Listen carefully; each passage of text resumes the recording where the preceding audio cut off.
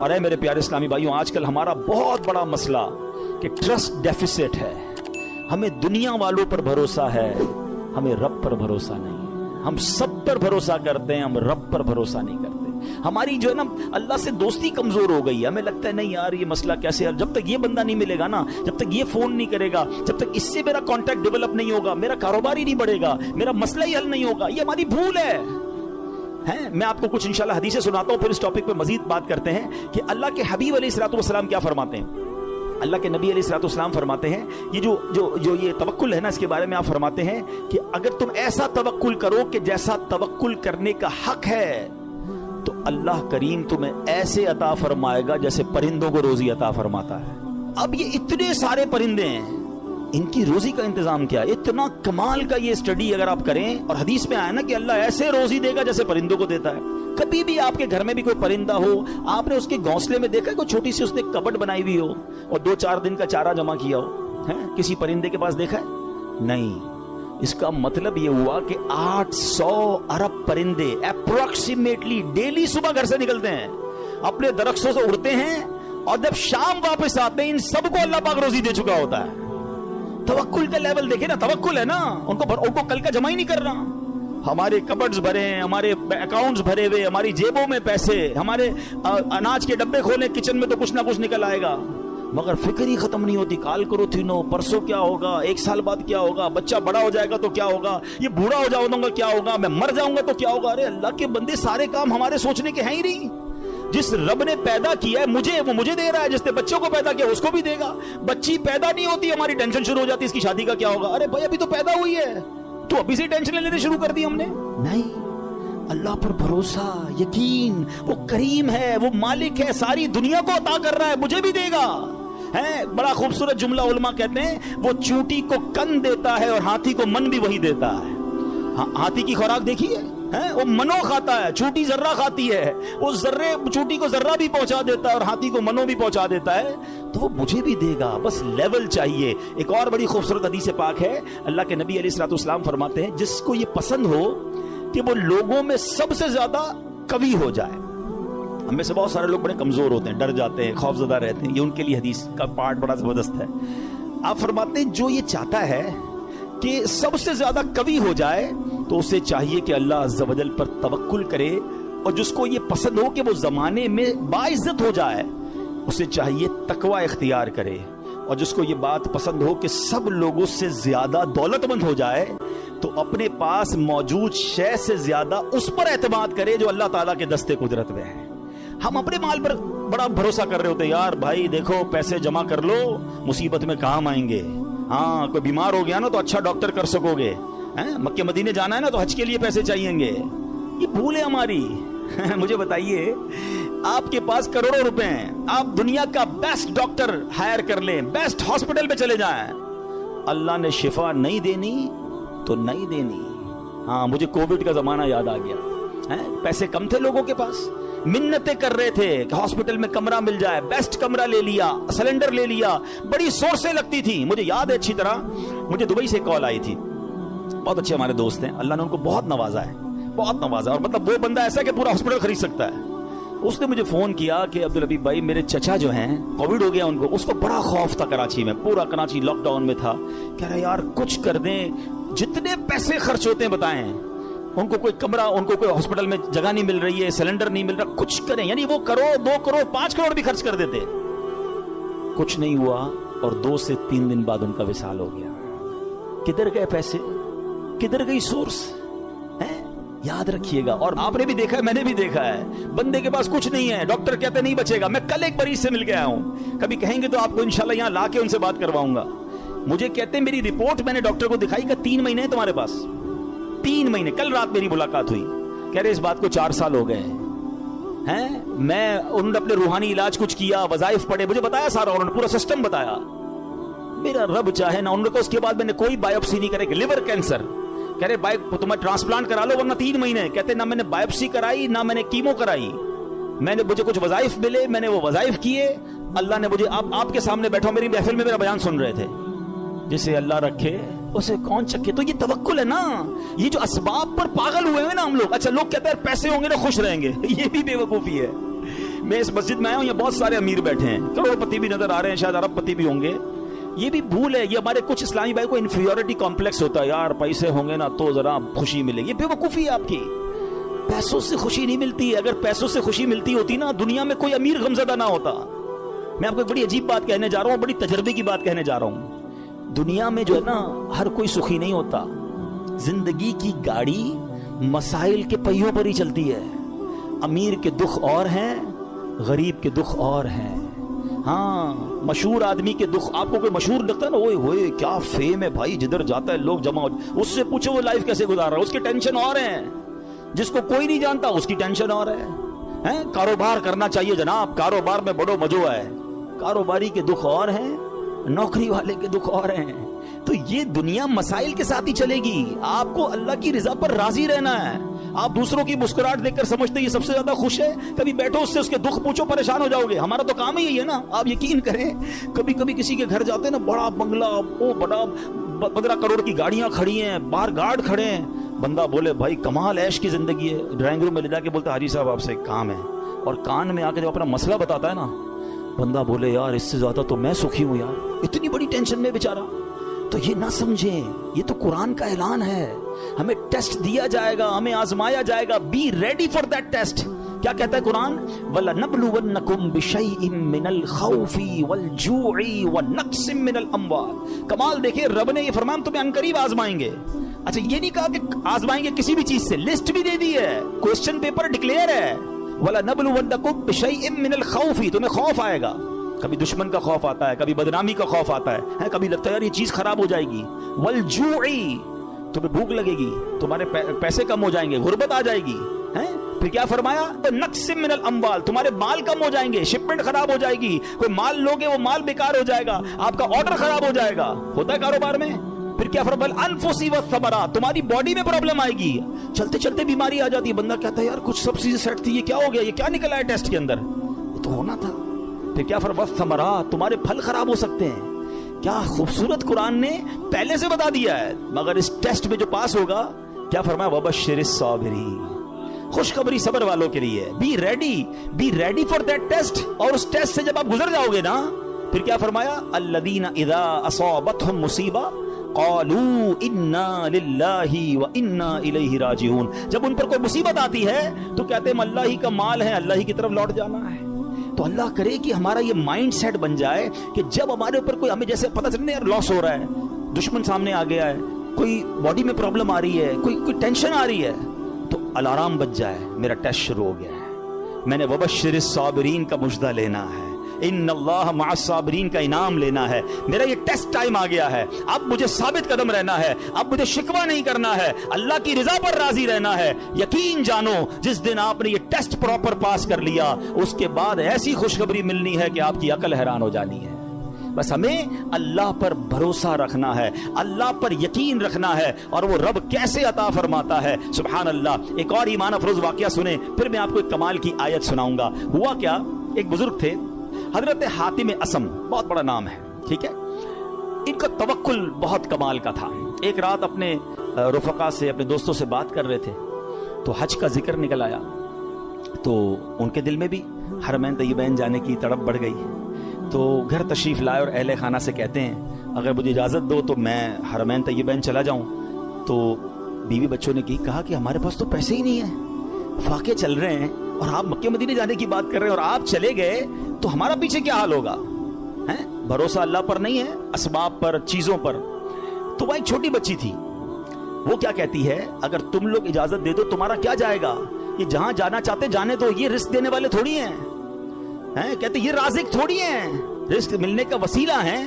جب گھر کے دیگر افراد نے بچی کا توکل دیکھا تو کہتے بچی ٹھیک تو کہہ رہی ہے, اللہ کے گھر ہی جا رہے ہیں, آپ چلے جائیں. حضرت کو اجازت دے دی گھر والوں نے, آپ حج پر روانہ ہو گئے. اب صبح ہوئی تو آپ کے جیسے ہی حج کی خبر پھیلی تو آپ کے پڑوسی آ گئے, کہیے آپ نے کیا کیا. اس بچی کو برا بھلا کہنے لگے کہ آپ کو اجازت بھی دینی چاہیے تھی, آپ کے ابو چلے گئے, آپ کے کھانے پینے کے مسائل ہیں. اچھا پہلے ایسا تو نہیں تھا کہ 15-20 دن 40 دن کا حج تھا, کئی مہینوں کا ٹریول ہوتا تھا, جاتے تھے آتے تھے, آلموسٹ 4 to 6 month, ہو سکتا ہے سال کا سفر ہو. تو اب بچی کو یہ کہنے لگے کہ تمہیں اجازت نہیں دینی چاہیے تھی. آئے ہائے, جب اس بچی نے یہ سنا نا تو آسمان کی طرف سر اٹھایا اور کہنے لگی کہ اے میرے مالک اب مجھے ان لوگوں کے سامنے رسوا نہ کرنا، تیرے بھروسے میں نے کہا تھا، اب تو نے رسوا نہیں کرنا۔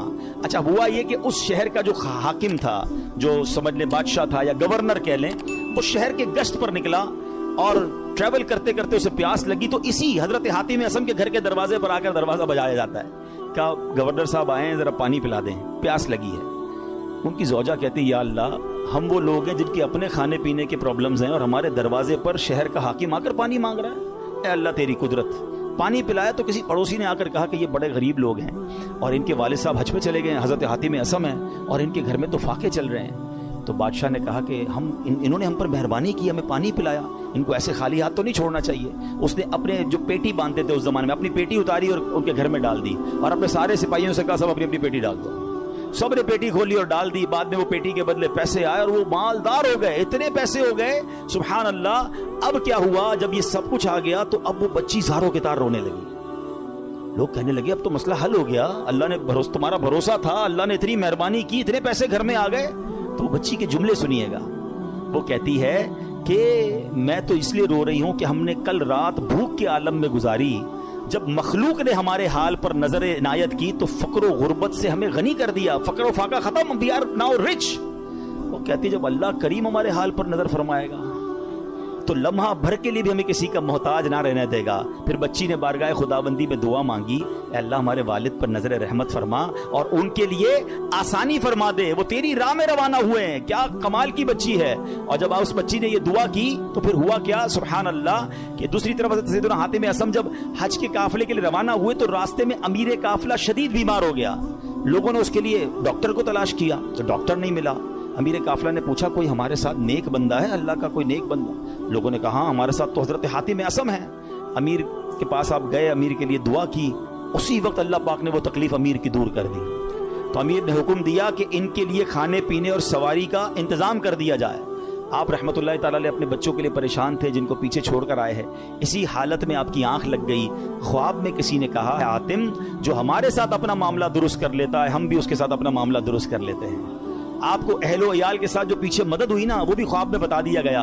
حج کے بعد جب واپس تشریف لائے تو بچی گلے لگ کر رونے لگی۔ اس موقع پر وہاں موجود بچوں نے بڑوں سے کہا اللہ پاک اس کی طرف نظر نہیں فرماتا جو عمر کے اعتبار سے بڑا ہو، بلکہ اس کی نظر رحمت تو اس کی طرف متوجہ ہوتی ہے جو اللہ کریم کی زیادہ پہچان رکھتا ہے، زیادہ معرفت رکھتا ہے۔ تو اے میرے پیارے اسلامی بھائیوں، یاد رکھیے اللہ پر بھروسہ ہو تو بگڑے کام سنور جاتے ہیں۔ یہ آج کل لوگ جو حرام کام کی طرف جا رہے ہیں نا، کوئی سود کا کام کر رہا ہے، کوئی رشوت کا کام کر رہا ہے، کوئی جناب کہتا ہے نہیں یار جھوٹ بولے بغیر کاروبار کیسے ہوگا، یہ ایکچولی پرابلم یہ توکل کی کمی ہے۔ آج حرام روزی کا جو بازار گرم ہے نا، اچھا پتہ سب کو ہے کہ میں جھوٹ بول رہا ہوں، پتہ ہے میں ملاوٹ کر رہا ہوں، پتہ ہے میں دھوکہ دے کر پیسے کما رہا ہوں، لیکن جب اس سے پوچھو کیوں کر رہے ہو تو یار کیا کریں، گھر کا خرچہ کیسے چلے گا، مارکیٹ میں سارے ہی جھوٹ بولتے ہیں، میں نہیں بولوں گا تو میرا مال کیسے بکے گا۔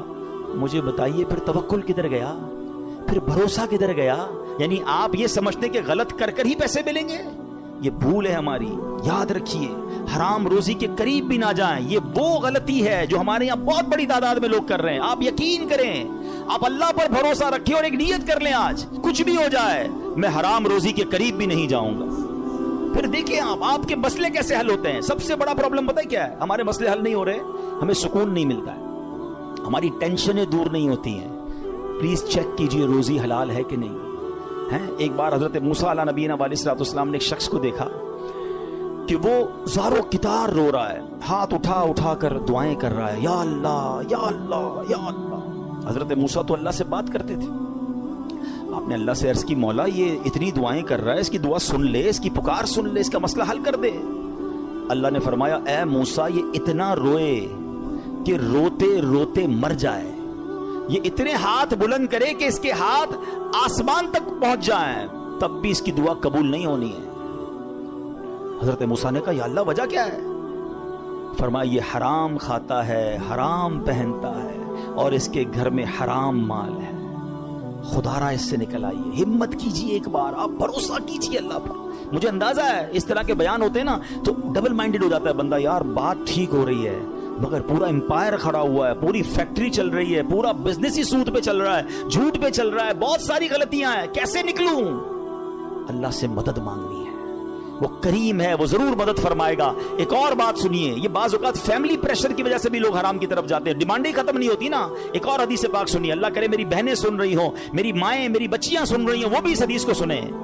پیارے آقا علیہ الصلوۃ والسلام نے ارشاد فرمایا, لوگوں پر ایک ایسا زمانہ آئے گا کہ مومن کو اپنا دین بچانے کے لیے ایک پہاڑ سے دوسرے پہاڑ اور ایک غار سے دوسرے غار کی طرف بھاگنا پڑے گا.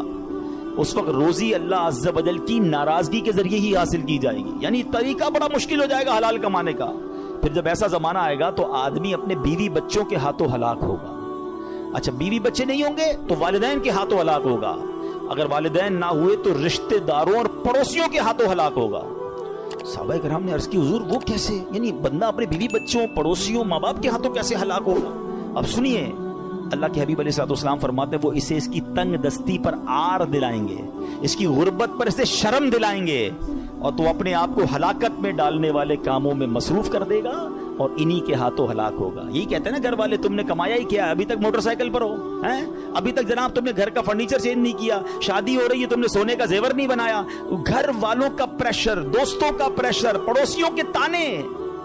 ایک وقت آئے گا کہ بندہ حرام کاموں کی طرف جائے گا اور پھر اللہ کو ناراض کرے گا اور انہی کے ہاتھوں ہلاک ہو جائے گا. یہاں میں آپ سب کو ایک بات عرض کرنا چاہتا ہوں, پلیز ایک بات یاد کر لو, پیسہ زیادہ ہونا کمال نہیں ہے, اچھا مال ہونا کمال ہے. ہمیں ہوتا پتہ کیا ہے کہ آپ بعض اوقات کسی امیر کو دیکھتے ہیں, آپ کو لگتا ہے یار اتنی گاڑیاں, اتنے بنگلے, جناب مزے میں تو یہ ہے, برکت اس میں ہے. نہیں, ایک جملہ آج یاد کر لیں, سب یاد کر لیں, برکت کوانٹٹی میں نہیں ہے, برکت کوالٹی میں ہے. کسی کے پاس اربوں روپے ہیں, حرام کے ہیں, سکون نہیں ہے, سو نہیں پا رہا, بچے بیمار, نافرمان, گناہگار, وہ پیسے کس کام کے ہیں؟ اور کسی کے پاس تھوڑے ہیں مگر حلال کے ہیں, سکون کی نیند آتی ہے, بڑی بیماری سے اللہ نے بچایا, بچے اور فیملی نیکوکار ہیں. بتاؤ کون زیادہ سکون میں, کون برکت والا ہے؟ پلیز حلال کی طرف توجہ رکھیں. ہمارا سب کا ایک ہی مسئلہ ہے کہ اگر ہماری دعائیں قبول ہونا شروع ہو جائیں ہمارے سارے مسئلے حل ہو جائیں گے. تو دعائیں کیسے قبول ہوں گی؟ ایک سوال کیا گیا پیارے آقا علیہ الصلوۃ والسلام کی بارگاہ میں, حضور, اور سوال کرنے والے عشرہ مبشرہ میں سے صحابی ہیں, حضرت سعد بن ابی وقاص رضی اللہ تعالیٰ عنہ. کوسچن کتنا پیارا ہے, کہتے حضور میں مستجاب الدعوات بننا چاہتا ہوں. مستجاب الدعوات کس کو کہتے ہیں؟ جو دعا مانگے وہ دعا قبول ہو جائے. کون کون بننا چاہتا ہے ہم میں سے؟ آئے ہائے, بس آپ اس کی خوبصورتی سمجھیں. اگر میں اور آپ مستجاب الدعوات بن گئے, سارے پرابلم سالو نا, whatever problem and calamity come towards me, میں دعا کروں گا ختم ہو جائے گی. ایسا ہی ہے نا. اب نبی پاک علیہ الصلوۃ والسلام نے اس بیوٹیفل کوسچن کا آنسر کوئی بہت بڑا نہیں دیا. اللہ کے نبی علیہ الصلوۃ والسلام نے ون لائنر آنسر دیا. آقا نے فرمایا, اے سعد, اپنی غذا پاکیزہ کر لو تو مستجاب الدعوات بن جاؤ. ہائے ہائے, واٹ اے بیوٹیفل وے. بس ہمارا نوالا پاکیزہ ہو, ہمارا رزق پاکیزہ ہو. چھوڑ دو ملٹیپلیکیشن کو, یار وہ آگے بڑھ گیا, میرا تو پھر 2000 گز کا بنگلہ کیسے بنے گا, تو V8 کدھر سے لوں گا, تو جناب اتنا ٹریول کیسے ہوگا. یہ سب چھوڑ دیں آپ ہمت رکھیں. اور میں آپ کو ایک اور جملہ آج بتا دیتا ہوں, جس شخص نے حرام کو چھوڑا ہے نا, وہ نیچے نہیں گیا ہے. دوبارہ شروع میں نے کیا کہا تھا, ایک میرا اور آپ کا کیلکولیٹر ہے, ایک رحمت کا کیلکولیٹر ہے. آپ مجھے ایک بات کا جواب دیں. میں نے کئی بار یہ واقعہ بیان کیا, چلو میں اس کو شارٹ کر دیتا ہوں. ایک مبلغ کو ایک بندہ ملا اور کہتا ہے, جناب میں آپ کا بیان سنا اور مجھے ذہن بن گیا حرام چھوڑنے کا. یورپ کی بات ہے. وہ کہتے ہیں میرے سٹور پہ شراب بکتی ہے, اور بھی سامان بیچتا ہوں, لیکن شراب بھی بیچتا ہوں. میں شراب بیچنا چھوڑوں گا, پیسے ہی پورے نہیں ہوں گے, کرایہ ہی نہیں نکلے گا, بچوں کا کیا ہوگا. تو اس مبلغ نے اس بندے کو یہ کہا, جو میں آپ سب کو اور میرے ویورز کو بھی کہنا چاہتا ہوں, کہ یار ایک بات بتاؤ, تم حرام کما رہے ہو؟ کہتا ہے ہاں. اللہ دے رہا ہے, روزی مل رہی ہے؟ کہا مل رہی ہے. تم حلال کماؤ گے تو کیا وہ روزی بند کر دے گا؟ مجھے بتائیں نا, رزق دینے والا کون ہے, رازق کون ہے؟ میں اللہ کی نافرمانی کروں وہ دے رہا ہے, اور مجھے ڈر یہ ہے کہ میں اس کو راضی کروں گا اور وہ بند کر دے گا. یا تو روزی دینے والا کوئی اور ہوتا تو سمجھ آتی بات کہ بھائی عبادت اللہ کی کروں گا, وہ بندہ ناراض ہو جائے گا. جب روزی دینے والا رب ہے, میرا ایمان ہے, عقیدہ ہے, اس کا مطلب یا تو وہ ایمان کمزور ہے, اور اگر وہ توکل مل گیا تو یہ ڈیفینیٹلی ہوگا کہ آپ اللہ کی ناراضی چھوڑے, آپ کو اندازہ نہیں ہوگا کہاں سے روزی آنا شروع ہو جائے گی. ہوا کیا پتہ سنیں, یہ میں آپ کو پریکٹیکل واقعہ بتا رہا ہوں. 1 یا 1.5 سال بعد اسی مبلغ کی اسی نوجوان سے پھر یورپ میں ملاقات ہوئی. وہ نوجوان ڈھونڈتا ہوا آیا, کہتا ہے میں یاد ہوں آپ کو. کہتے یار کچھ یاد تو آ رہا ہے، آپ سے ملاقات ہوئی تھی. کہا میں وہی ہوں جس نے آپ سے وعدہ کیا تھا میں شراب نہیں بیچوں گا. آپ نے کہا تھا کہ اللہ تمہاری روزی میں برکت دے گا، ایسا ہی ہوا ہے، میں نے شراب بیچنا چھوڑ دی، پتہ نہیں کدھر سے روزی آ رہی ہے، اللہ نے برکت ڈال دی ہے. یہ ایک ٹیسٹ ہوتا ہے، یہ ایک پلان آپ کو پہلے لگے گا نہیں ہوگا، اور بعض اوقات کچھ دنوں تک آزمایا بھی جائے گا. آپ بولیں یار مولانا صاحب نے کہا تھا کہ بھائی حرام چھوڑ دو، پیسے زیادہ ہو جائیں گے، میں تو روز کی رشوت 10,000 روپے لیتا تھا، میں نے چھوڑ دی، آج تو 11,000 روپے نہیں آئے. ایسا نہیں ہوگا، کچھ دن آزمایا جائے گا. ہو سکتا ہے اللہ تھوڑی میں ہی تمہیں سکون عطا کر دے، تمہیں برکت ڈال دے، یا پھر تمہیں اپنے غیب کے خزانوں سے عطا فرمائے. اب میں آخر ایک آیت اس بیان کو اینڈ کرتے ہوئے، ایک ایسی آیت ہے ایسا دلاسا دیتی ہے اور اتنی پریکٹیکل قرآن کی آیت ہے. یقین کریں جب پھنس جاؤ نا اس آیت کو، اللہ کرے آپ یاد کر لیں، میں ریفرنس دے دیتا ہوں، آپ ایسا کریں کہ ریفرنس نوٹ کر لیں، اپنے موبائل میں نوٹ کر لیں، پھر خود قرآن پاک سے نکال لیجئے گا. ون آف مائی فیوریٹ آیت آف قرآن پاک. آئے ہائے ہائے کیا دلاسا دیتی ہے. پارہ نمبر 28 ہے، سورہ الطلاق ہے، آیت نمبر 2 اور 3. ٹھیک ہے، یہ آیت آپ اس کو یاد کر لو، اس کا ترجمہ یاد کر لو، جب بھی ٹینشن میں ہو نا آپ یہ آیت دہرا لو. اب آیت سنیں کیا ہے، پورا فارمولا اللہ نے قرآن میں دے دیا ہے. اللہ فرماتا ہے وَمَن يَتَّقِ اللَّهَ يَجْعَل لَّهُ مَخْرَجًا. جو اللہ سے ڈرے اللہ اس کے لیے نجات کا راستہ نکالے گا، اس کو ایگزٹ ڈور ملے گا. پھر کیا فرمایا وَيَرْزُقْهُ مِنْ حَيْثُ لَا يَحْتَسِبُ. اللہ ادھر سے روزی دے گا جدھر تمہارا گمان بھی نہیں ہوگا.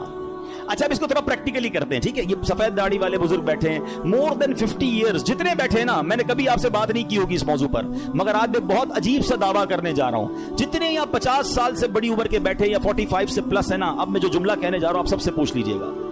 آپ کی زندگی میں ایک بار کم از کم، اس سے زیادہ بھی ہو سکتا ہے، ایک بار ایسا ضرور ہوا ہوگا کہ آپ کو لگا ہوگا یار بس اب ختم، پھنس گئے بھائی، بڑا معاملہ آ گیا ہے، اب نہیں نکل سکتا، ادھر سے نکلوں گا کیسے. اور آپ ایسے نکلے ہوگے کہ آج